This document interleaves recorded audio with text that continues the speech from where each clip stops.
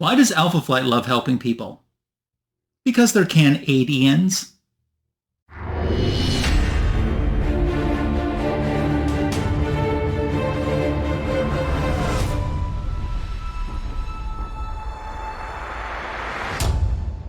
Thanks for stopping by my YouTube channel for today's Comic Book Editions video. I have some really good back issues that I've recently added into my collection to share with you, one of which is a childhood upgrade, which brought back some memories, plus I have a new t-shirt as well. I'm glad that you're here for it. If you're new to my channel and haven't subscribed yet, it's a great way to show support. Make sure to click the notification bell to be informed of when new content is added to my channel. YouTube's algorithm loves it when you give the video a thumbs up, a heart, a like. I love reading your comments, and I'll be asking for those at the end of today's video. Thank you for your support as I work to make my way to the goal of 1,000 subscribers. As we're ready to get started showing things in today's video, I want to start out with my new swag, my new shirt that I picked up. So I was shopping at a store, and I had one night to use up a $10 gift card before it expired. And this is what I came out of the store with. I think I was really attracted to the shirt because it has so many different Marvel characters on it, and most of the Marvel characters depicted on here are their Bronze Age interpretations. There's a couple that aren't bronze, like the Wasp is Silver Age. I still can't figure out why they always use the Silver Age Wasp images instead of some of the great Bronze Age costumes that she wore, but they do. But we have Spider-Woman on the shirt. My gosh, we've got Nova on the shirt, which is cool. Ultron's even on there. The Inhumans. I never thought I would have a shirt with Medusa on it, and now I have two shirts that has the Inhuman Medusa on it. So that's pretty crazy in itself. It's full of colors and so many characters that I enjoyed that I thought that this would be a great pickup, and it's something to wear on my channel as well, and to some of the comic shows that I go to. So that's how we're going to start out today's Comic Book Editions video. I bet it looks even better on. Why don't I prove that fact by trying it on right now? Okay, much better now. One of the characters that also drew me to wanting to get the shirt was Valkyrie. I never thought I'd own a shirt with Valkyrie. And I mean, Enchantress is on this too. I was just talking about, I never thought I would own one, let alone two shirts with Medusa on. I have Enchantress on two shirts now. That is so crazy. There are so many superheroes, maybe even B or C list level, that I never thought I'd be able to walk into a big box store and find them on a t-shirt or find them as an action figure. A few weeks ago, I was in Walmart and they had a Booster Gold action figure. Never as a childhood collector did I think that that would become so mainstream that you would even see him or some of these characters that are included on the products included. I think it's fantastic that they are included, though. It just excites me so much to see their placement and for them to be included. So I'm all for it. But brand new shirt on, ready to show some comic books. And since I'm wearing the attire of Marvel, I should probably start out with a Marvel comic book. And the one we're going to begin with today is Marvel 2-in-1, Volume 1, Issue 84. This is from 1981. Ron Wilson does the cover and interior art. Tom DeFalco wrote the story. This storyline actually goes back a few issues. In Marvel 2-in-1, Issue 82, Bill Foster gets injured. He's Giant Man. And then in issue 83, Thing heads to Canada to find a doctor, which turns out to be Sasquatch of the Alpha Flight. And those two have a team-up adventure. And then this is the continuation from that story with him teaming up with pretty much the majority of the Alpha Flight in this issue. Complete impulse buy. I looked at the cover. I thought, I bet this looks like it could be a good story. So that's why I picked it up. I am an Alpha Flight fan, had a lot of their books, bought a lot of their books, their Volume 1 titles when they were new issues when I was a childhood collector, and enjoyed them too. Of course, John Byrne was working on that title as well back then. So I was almost a little surprised that I didn't have this issue already, but bought it for the impulse. Of course, we have North Star kind of being, well, a dick, just to be point blank honest with you. I swear to you, North Star is trying to compete with Pietro, Quicksilver, to see who is the biggest dick in the MCU. So he's got an attitude, but you come to expect that from the character. I'm not going to say you come to expect and then love that in the character, but you expect it from the character. And he shows it off in this issue.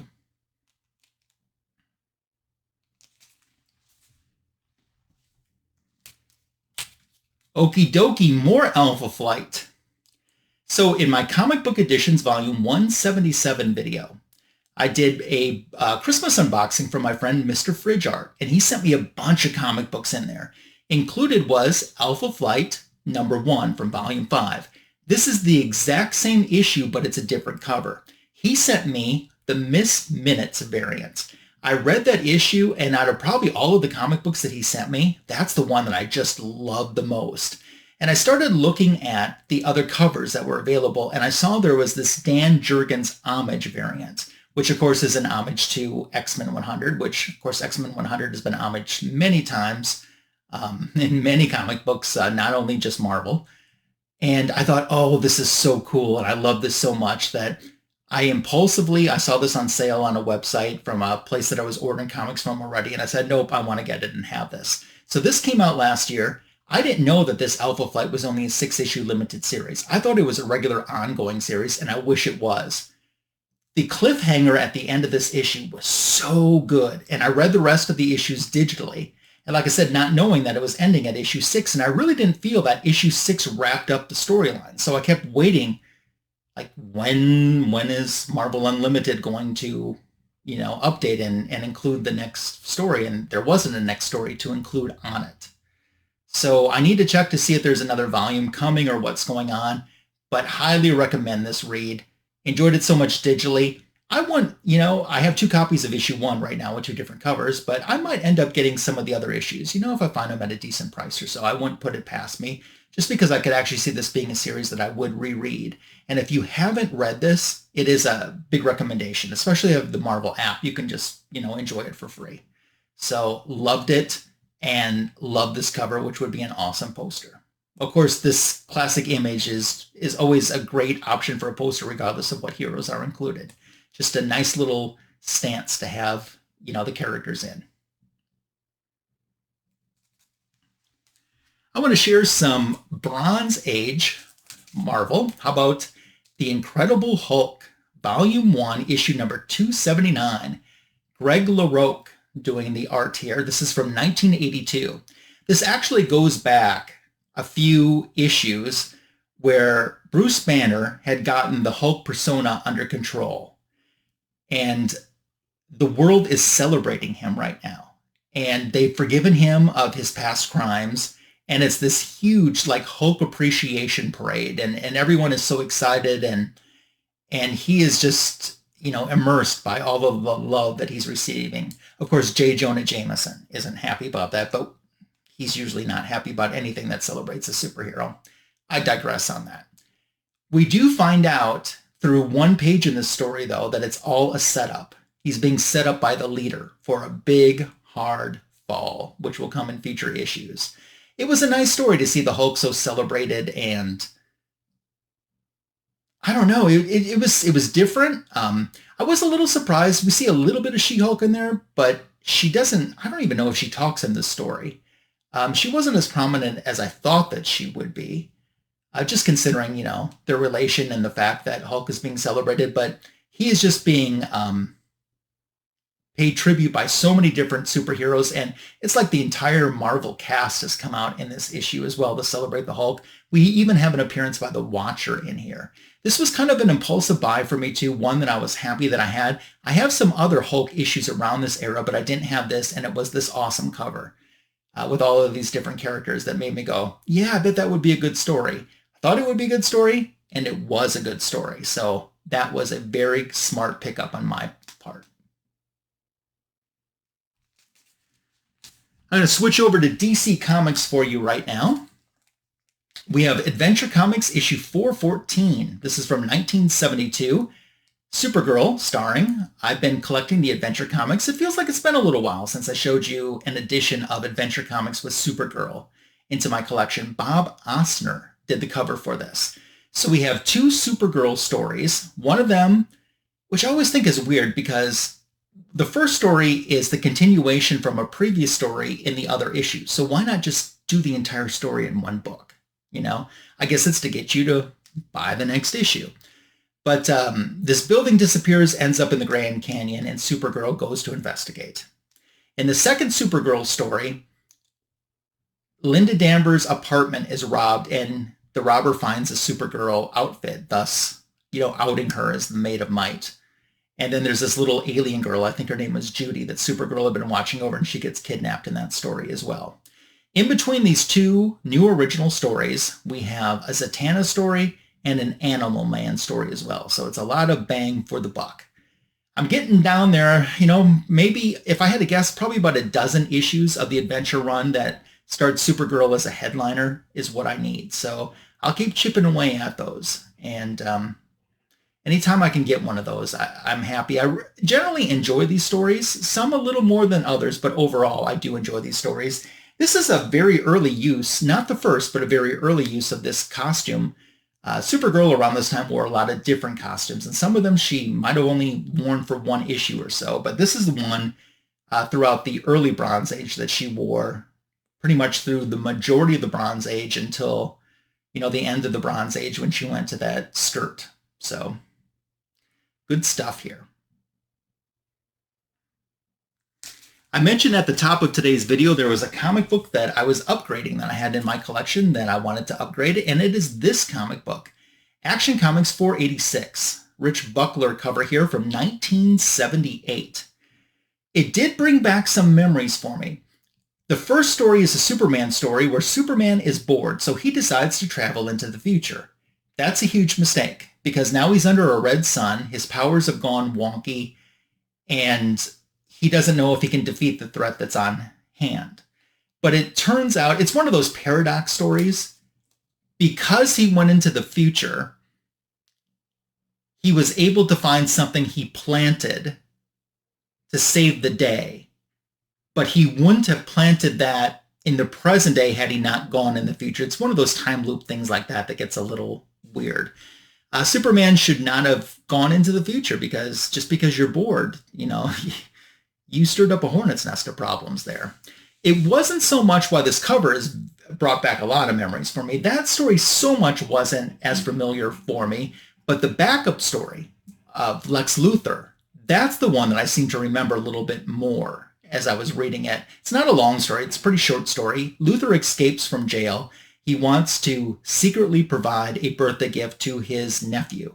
And he ends up getting him a Superman cape. And he doesn't want the nephew to know it's from him. He watches from a distance. The kid finds the cape and he's like, oh, it's a Superman cape. Oh, I really wanted Batman. And that's kind of how the story ends. That story, even though I didn't remember it beforehand when I reread it, it brought back a lot of memories. So not sure why that stuck with me so much, but it did. Staying with the super theme, over at Half Price Books, I picked up Superman Son of Kal-El issue number 7. I had bought issues 1 through 6 of Superman Son of Kal-El and really enjoyed them. Tom Taylor wrote these stories, and I didn't stop for any specific reason except for probably financial. Either I was spending way too much money on Wonder Woman variants each month and it just fell by the wayside. But this book was $2 at a Half Price book in really nice condition. And I said, yeah, I'm going to pick it up and see what goes on. And if I get the chance, to pick up more issues from this and keep the consecutive run going, I'm probably going to do that. John Tinn's did the cover art here and the interior art for it as well. So Tom Taylor fan, like many other people, enjoy his writing, not only on this title, but on Nightwing as well, which of course he's getting ready to wrap up his Nightwing. And they're even going to be releasing an omnibus of his Nightwing stuff. At least the first part of his Nightwing stuff is in omnibus form, which is cool. And one more book that I'm ready to share today before we wrap it on up from 2023, Tales of the Teen Titans number 3, featuring Donna Troy, Wonder Girl. To me, she's always Wonder Girl. They call her Donna Troy, but we have this awesome Nicola Scott cover that depicts a lot of different times from Donna's life. This would be another amazing poster. Terry Long, you see here on the cover, he is not actually in the story or mentioned in the story, but he does make an appearance on the cover from when they wed back in New Teen Titans number 50. This was a great story and almost to me served like a backdoor pilot if they would do a Donna Troy series, because we have Donna, as a photographer and saving the day in a foreign land. But she comes back to find out, with kind of like a little cliffhanger ending, her biological father has found her or reached out to her. And then, to my knowledge, I don't think that they picked up on that storyline, but they've left that thread dangling so they can pick it up at some time. And like I said, I think a Donna Troy series, even if it was a limited one, would be a really good read to follow up with this little thread that they threw out to us. Nicola Scott knocks it out of the ballpark with this cover. Loved it. Loved the story. And the next issue, because this was a 4-issue limited series, was a spotlight on a different Titans character, which they've done that with Teen Titans. You know, there was Tales of the New Teen Titans, a 4-issue limited back in the early 80s that focused on Cyborg and Changeling and Starfire and Raven. And then they had an ongoing series called Teen Titans Spotlight that lasted about 21 issues, more in the Bronze and Copper Age. And then they kind of brought it back for a 4-issue mini here as well. So this was a no-doubter, and this cover was a no-doubter. They had variant covers for it too, but this is the one that I ended up liking the most.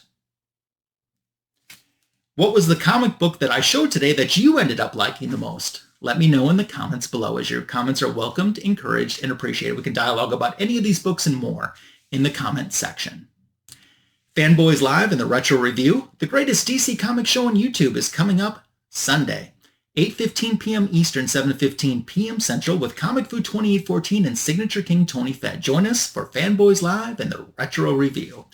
There's my YouTube short, The Back Issue of the Week, which was released yesterday morning. 60 seconds about a comic book in my collection. Take a minute and check it out. I do appreciate it. Thank you so much for your support of making it to the end of this Comic Book Editions video. I look forward to visiting with you again with another CBA video next week, and the other shows as well. Until we get the chance to visit, be safe and take care, and I'll see you soon. Bye.